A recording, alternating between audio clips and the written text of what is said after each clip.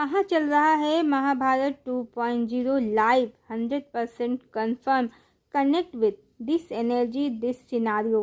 Hello friends, Mahabharat 2.0 चल रहा है, वो भी लाइव। कुछ लोग जिन्हें ईश्वरी लीला का वास्तविक स्वरूप नहीं पता है, वो समझ रहे हैं कि कोई मिनी या मेगा इवेंट होगा YouTube, Insta, Facebook, print media और मीडिया जगत के सामने, जब भगवान कल्कि का प्रकटीकरण होगा। भगवान अपने हाथों में विजेता का अवार्ड लेकर खड़े होंगे और पब्लिक जय कल्कि या हिप हिप हुर्रे करेगी। मतलब ज्ञान का सर्वथा अभाव है, भक्ति भाव इनमें भी कम नहीं है, पर जो सूक्ष्म है ईश्वरी लीला, जो इनकी समझ और कल्पना से परे है, उसका इन्हें जरा भी अनुमान नहीं है। भगवान कोई सेलिब्रिटी जैसे या राजा महाराजा जैसे सबके सामने आकर अपना डंका नहीं बजाने वाले हैं, और इनमें से कुछ लोगों ने प्रेमवश भगवान के प्रचार के लिए कल्कि के पर्चे भी बांटे हैं। आज से 20-25 साल पहले, जब सोशल मीडिया जैसा कुछ भी नहीं था, जब सिर्फ पर्चे बांटकर लोग प्रचार करते थे और उन पर्चों में चमत्कारिक कहानियां भी होती थी ईश्वर के प्रकट होने की, और कभी कभी तो उन पर्चों के द्वारा आम जनमानस को भयभीत करके ईश्वर के नाम पर धन भी लूट लिया जाता था। ये ऐसा धार्मिक करप्शन है जिसे ना तो कभी कोई जान पाया, न जिसका खुलासा करने का किसी के मन में विचार भी आया। कारण अंधविश्वास। मनुष्य ईश्वर और चमत्कारों के आगे इतने भयभीत हो जाते हैं कि उनकी सोचने समझने की शक्ति ही समाप्त हो जाती है। अब जब मीडिया जगत इतना व्यापक हो गया है कि जहां कहीं भी चमत्कारिक बाबा लोगों का कोई कारनामा सुनने को मिल जाता है, तुरंत जांच पड़ताल मीडिया करने पहुंच जाती है, और ज़्यादातर क्या, सब फ्रॉड ही निकलते हैं। हाथरस कांड वाले बाबा को ही ले लीजिए, वो पुलिस से बाबा बने हैं। चक्र और चमत्कार, कितने ही दावे हैं उनके जो सब फ्रॉड हैं। पर यहाँ नेता लोगों की शक्ति भी बाबा को मिली हुई है, इसीलिए ये फ्रॉड हैं फिर भी चल रहे हैं, और जनता ईश्वर के नाम पर ऐसी मनोदशा से पीड़ित है कि चमत्कार को नमस्कार करती है और कुछ जानना ही नहीं चाहती। पर ईश्वरी लीला और उनके चमत्कार ऐसे नहीं होते हैं, ना ही उनका प्रकटीकरण ऐसा होता है। जब भगवान राम आए हैं, भगवान कृष्ण आए हैं और भगवान बुद्ध आए हैं, सत्य को समझा जाए तब कोई जानता नहीं था कि ये अवतार हैं। एक गाथा बीत जाती है, युगावर्तन हो जाता है, तब भगवान के चरित्र को उजागर करते कुछ ज्ञानी लोग, तपस्वी लोग धरती पर अवतरित होते हैं, और वो अपनी आध्यात्मिक शक्तियों से ईश्वर के चरित्र का वर्णन करते हैं और उनका अवतार रूप सत्य सिद्ध करते हैं। अन्यथा परमात्मा आते हैं, चुपचाप अपना कार्य करते हैं। वो कोई क्लेम नहीं करते हैं कि मैं अवतार हूँ, ना ही वो फेमस होना चाहते हैं, न पब्लिसिटी। चाहे राम हो या कृष्ण या बुद्ध, ईश्वर हर बार तपस्वी, कर्मठ, सन्यासी जैसा भौतिकवाद से दूर ही जीवन जीते हैं। आडंबर और विलासिता उनके जीवन और स्वभाव का हिस्सा बिल्कुल भी नहीं होता है। राम राजा हैं, पर सोते तो भूमि पर ही हैं। देवी सीता से वियोग के बाद, देवी सीता के अयोध्या परित्याग के बाद उनकी संगिनी तपस्विनी सा जीवन जीती हैं, तो वो कहाँ राजा के जैसे रहते हैं। कृष्ण द्वारिका का साम्राज्य बसाते हैं, पर वो छोटे भाई हैं। द्वारिकाधीश तो धर्मानुसार उनके बड़े भाई बलराम हैं। वो तो जीवन पर्यंत पांडवों के हित और संरक्षण में लगे रहते हैं। देवी राधा से विरह के बाद 1000 विवाह करके स्वयं के लिए उन्होंने क्या ही छोड़ा। उनके जीवन के तप और त्याग को सिर्फ वही समझ सकता है जो ये जानता है कि जो सबका वो किसी का नहीं, भीड़ में भी अकेला, भीड़ में भी तन्हा। और बुद्ध, उनके बारे में तो भविष्यवाणी थी कि वो पूरी दुनिया पर छा जाएंगे, समस्त जगत पर उनका ही शासन होगा। पर भविष्यवाणी ये भी थी कि वो शासक तो नहीं बनेंगे, राजगद्दी तो नहीं संभालेंगे। यानी ईश्वरी लीला अखबार, पर्चे, सोशल मीडिया, प्रिंट मीडिया या टेलीविज़न जगत पर स्वयं को प्रकट करने के लिए नहीं है।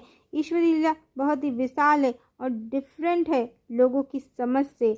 अब जो व्यक्ति ये कहता है कि भगवान बिजनेसमैन होंगे, सारी मीडिया के आगे एक दिन उनका प्रकटीकरण होगा, उसे परमात्मा के सत्य स्वरूप का थोड़ा भी ज्ञान नहीं है। और ये ऊर्जा ईश्वर की इच्छा से ही सोशल प्लेटफॉर्म पर रन कर रही है, जिससे वो लोग अलग हो जाएं जो ईश्वर से प्रेम करने के स्थान पर परमात्मा को मात्र अपने job problem, lifestyle problem solve करने का साधन समझ रहे हैं। ये व्यक्ति जो भी है, इसका दावा है कि भविष्य में कल की सभी कंपनियों, सभी बिजनेसमैन को अपने कंट्रोल में कर लेंगे और ये लोगों को जॉब दिलाने के दावे भी कर रहा है। करोड़ रुपए के प्रोजेक्ट से लोगों को जुड़ने की बात कर रहा है। इनडायरेक्टली ये खुद को ही कल की कह रहा है। अभी इसके एक कंटेंट में किसी ने इससे प्रश्न किया कि क्या कल की पितृपक्ष को मानते होंगे, तो इसने कहा मैं नहीं मानता। गलती से बोल दिया मैं नहीं मानता, फिर बोलता है कि मैं नहीं मानता इसलिए कल की भी नहीं मानते होंगे। गलती से ही सही, पर इसके पाखंड का भेद खुल गया है। हाँ, अगर ये कहता कि कल की नहीं मानते हैं इसलिए मैं नहीं मानता, तो भी कुछ बात सही लग सकती थी, पर भगवान राम तो मानते हैं पितृपक्ष को। देवी सीता ने राजा दशरथ का पिंडदान किया था, उनका तर्पण किया था। ये कथा तो बहुत ही प्रसिद्ध है। और राम ही तो कल्कि हैं, और भगवान ने ही, राम ने ही, श्री कृष्ण ने ही, कल्कि ने ही तो देवताओं, दानों, पितरों सबकी व्यवस्था बनाई है। माना कि परमात्मा इन सब से ऊपर हैं, पर ये व्यवस्थाएं भी परमात्मा की बनाई हुई हैं और वो इनको मानते हैं। तो ये कौन सा कल्कि है जो पितरों को नहीं मानता, पितृपक्ष को नहीं मानता? राजा भगीरथ ने तो सगर के 60,000 पुत्रों की मुक्ति के लिए तपस्या की थी। देवी गंगा को अवतरित किया था धरा पर।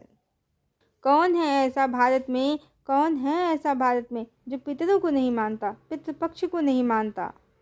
वास्तविकता ये है कि ईश्वरी ऊर्जा ही नहीं है। और जो ये लोगों को जॉब दिलाने के दावे कर रहा है, ऐसा लगता है कि इसको पता है कि इस समय बेरोजगारों की संख्या देश में बढ़ती ही जा रही है। पहले तो जनसंख्या, दूसरे सरकार की नीतियां, सब कुछ कॉर्पोरेट सेक्टर के कंट्रोल में करके खुद टैक्स लेकर मजे करने की।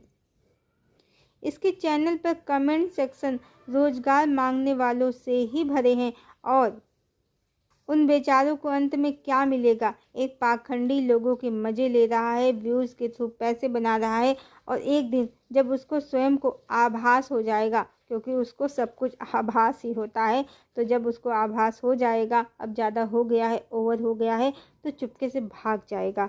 वैसे भी इस समय पूरे सोशल प्लेटफॉर्म पर जो कल्कि को सर्च कर रहे हैं, उसकी वजह से बिजनेसमैन कल्कि भी लोगों के गॉसिप का सब्जेक्ट बन गए हैं।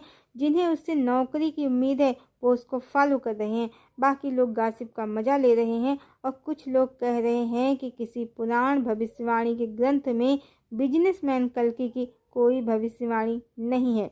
पर यह भी सच है, वर्ल्ड इकोनॉमिक फोरम की पूरी तैयारी है दुनिया पर टेक ओवर करने की, यानी महज कुछ लोग ही पूरी दुनिया पर राज करना चाहते हैं। और इस समय रूस, अमेरिका, चाइना, यहाँ तक कि भारत भी इसी दिशा में लगा है। इनके सब झगड़े, लड़ाइयाँ केवल जनता को मारने, लड़ाकर मारने, कमज़ोर करने और युद्ध के द्वारा जनसंख्या कम करने की नीयत से ही हैं। असली गेम वर्ल्ड पर टेक ओवर करना है। इसी का एक हिस्सा अंबानी का मार्केट से गायब हो जाना है। इसी का एक हिस्सा रूस, यूक्रेन, गाजा, इजराइल की जंग है और देशों की गिरती हुई सरकारें हैं। जैसे हाल में ही फ्रांस की सरकार का विरोध हुआ है, मैक्रों ने इस्तीफा दे दिया है। लोग सोचते हैं ट्रंप मोदी की जंग है, मोदी ट्रंप को हरा रहे हैं, या कुछ भी वो सोचते हैं। सब मीडिया जगत और वर्ल्ड इकोनॉमिक फोरम की तैयार की गई स्क्रिप्ट है। यहाँ तक कि बड़े बड़े बाबा लोग भी इस खेल में शामिल हैं। नहीं तो राम भद्राचार्य को जब सिखाना था कि हिंदुओं मिलकर रहो, तो वो ये क्यों सिखाने लगे कि आरक्षण के कारण देश में गृहयुद्ध हो जाएगा?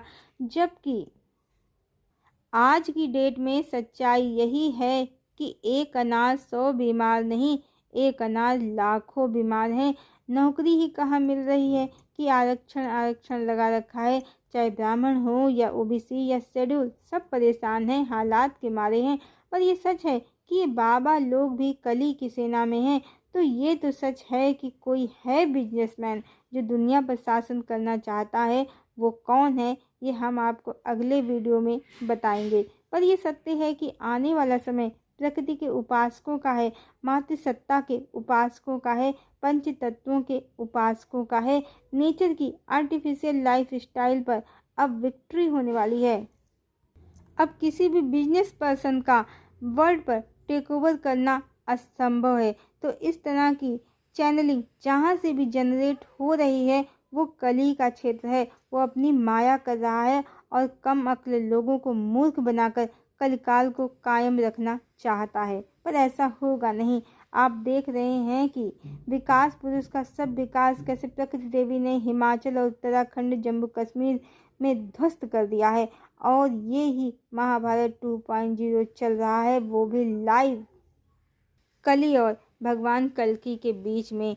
कली आपको गुलाम बनाना चाहता है, अपना नेटवर्क फैलाना चाहता है, चिप का गेम खेलना चाहता है, आपके हर पर्सनल डेटा, आपके खाने पीने, आपकी हर सांस पर अपना कंट्रोल करना चाहता है। पर प्रकृति देवी जो भगवान कल्कि की ही ऊर्जा से यानी शक्ति के प्रचंड वेग से उसका सब तंत्र उखाड़ फेंकेंगी। अब इसको हम आपको राइजिंग ऑफ कल्कि इस वीडियो में बता भी चुके हैं। शक्ति का अभ्युदय हो चुका है, वो प्रकट हैं, जागृत हैं और इस समय वो विकराल और प्रचंड रूप धारण कर चुकी हैं। और बहुत लोग कहते हैं कि वो एनर्जी कैच कर रहे हैं, चैनलिंग कर रहे हैं, पर हमको ये सब पहले से ही पता है कि आने वाला युग नारी युग होगा, मातृसत्तात्मक समाज होगा, जिसको हमने पिछले वीडियो में डिटेल में कवर किया है। हमको सब पहले से ही पता है, कारण हमारा जन्म गायत्री परिवार में हुआ है। बचपन से ही गुरुदेव को सुना है, पढ़ा है, और जिनका भी हुआ होगा, जिन्होंने भी गुरुदेव को सुना है, पढ़ा है, तो उन्हें ये सब पता होगा ही। ये जो भी हमने आपको राधा कृष्ण के रहस्य बताए हैं, ये भी हमको 2 साल पहले एक अवेकनिंग के कारण एक झटके में प्राप्त हुए हैं। अन्यथा इसके लिए हमने कोई तप तपस्या नहीं किया है। हाँ, हमारी जो जुड़वा ज्वाला की ऊर्जा है उसने इसके लिए बहुत तप किया है। और ये सच है कि हम कोई युग परिवर्तन के लिए आए भी नहीं थे सोशल प्लेटफॉर्म पर, मात्र देवी राधा के लिए आए थे, देवी सीता के लिए आए थे। लोग हमारी बातों को सुने, हमने इसीलिए बार बार युग परिवर्तन को इससे जोड़कर, जानबूझकर इसे जोड़कर बोला। और इसी कारण कल की वैष्णवी इन नामों का सहारा भी हमको लेना पड़ा, क्योंकि लोगों को माँ वैष्णवी और भगवान कल्कि में बहुत इंटरेस्ट है।